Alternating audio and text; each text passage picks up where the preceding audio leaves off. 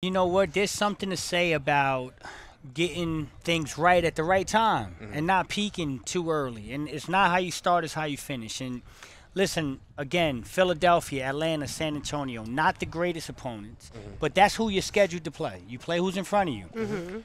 3 straight wins by more than double digits.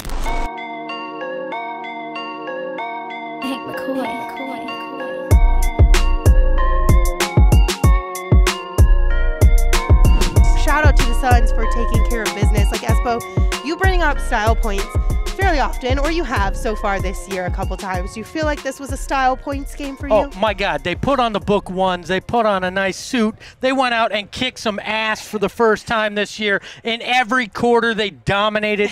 This was the Phoenix Suns team we were promised, and we got them tonight in San Antonio. If this team pulls it together and plays similar to this, limit the turnovers. Get Devin Booker, Bradley Beal, and Kevin Durant all hitting on all cylinders, and you get freaking Eric Gordon to show up to the party. Guess what?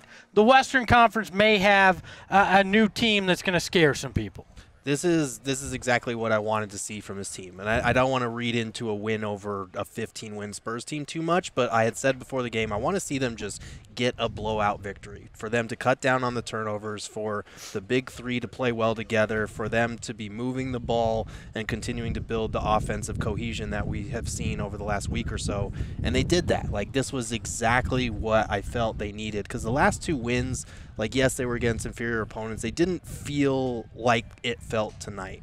And obviously those are better opponents than what they played tonight, but this just felt like a good, dominant, like, okay, we're figuring things out. And to your point, like, the bench, you go up and down, 3 guys off the bench went in double figures. Drew Eubanks looking like a serviceable backup center.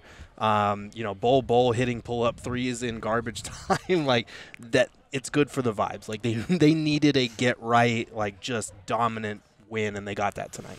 Yeah, you know what? There's something to say about getting things right at the right time and not peaking too early. And it's not how you start, it's how you finish. And listen, again, Philadelphia, Atlanta, San Antonio, not the greatest opponents, but that's who you're scheduled to play. You play who's in front of you. 3 straight wins by more than double digits, okay? Against Philadelphia, you had 23 turnovers. In Atlanta, you had 17. Tonight, you got 8. Right, so you're seeing the arrow pointing in the right direction in regards to turnovers. Here's a number we always talk about: 30 assists. You know how many they had tonight? 38. 36.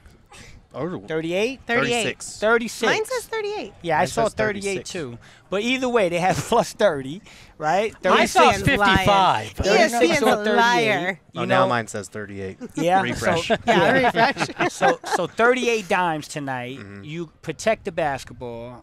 San Antonio's not that physical.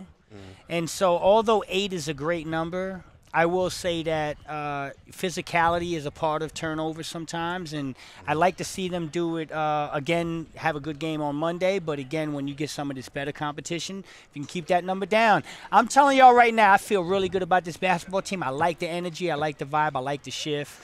I like the next 10. I'm excited. Look, this game made me feel really good because the Spurs games earlier in the season made me feel really, really bad. Did this one make up for those? I think it did. Okay. I think it did because even though the Spurs are a superior or an inferior opponent, you still can't really rely on that so much.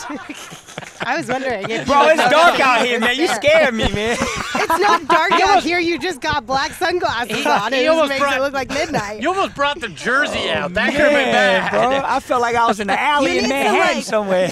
Whoa. For those on audio, Saul snuck up silently between Gerald and Flex, and they didn't know he was there. We just let him wait until he found out. That's hilarious.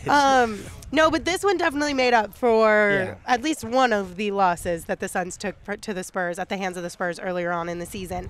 And because even though they're an inferior opponent, they still beat us twice. Yeah. You know what I mean? We've lost to inferior opponents this season multiple times, even others not named the Spurs. You know what I mean? And then from the turnover perspective, Flex, I know you mentioned 8, but I really only count like 5 of those maybe. Talk to him, if we're being honest, because a lot of them came in the fourth quarter with guys once we started clearing the bench. Yeah. You know what I mean? You pointed that out before we came on. What did they have, 3 or 4 going into the fourth? Something So like they that. had 5 as a team. They've wound up with 10 as a team, including shot clock violations, which like all of those You had 5, two shot those clock 5, violations, yeah, right? in the fourth quarter, Yeah. and 5 turnovers in the fourth quarter when they were already up by 30. Who cares? Right. And this is one of those games too. People are going to look like this fourth quarter team.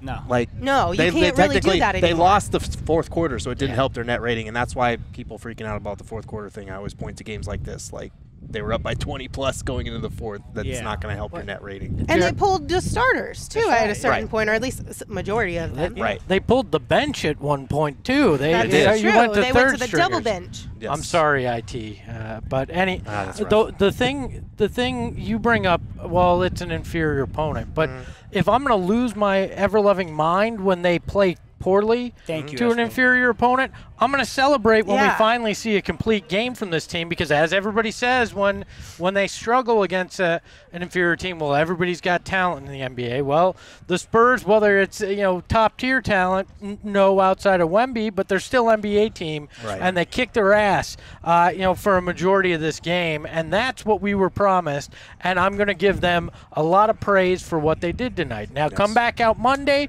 do it again, and then we're really rolling. That's 4 in a row. You get some momentum. I don't think you can overestimate or overstate how important it is for these guys to get comfortable, to feel like things are rolling, to feel like, hey, some of that weight's off our back, because look, we are playing like that team we were supposed to. You had a conventional, perfect KD performance tonight, 12 of 16, 25 points, 4 assists, 4 rebounds, 3 steals. That's what you want from Kevin Durant. You get Devin Booker to have a massive third quarter. He finishes with 32, 9, and 7. Even Bradley Beal goes for a double-double, 13 and 12 assists. Like, this in an ideal world is what you see come playoff time as well. And when they get to do this, it feels like that weight's lifted a little bit. They can have some more fun, and hopefully it leads to momentum in the final 10, which is the gauntlet that's going to determine where you are. Hey, G, listen, real quick, Espo. We started this against Philly. We got to do it again. Come on, man. Come on. Oh, the secret There handshake. we go. There There we we go. go. There we go. There it is. That's the key to the winning streak. We're going to keep it going. We'll do that again on Monday after the dub.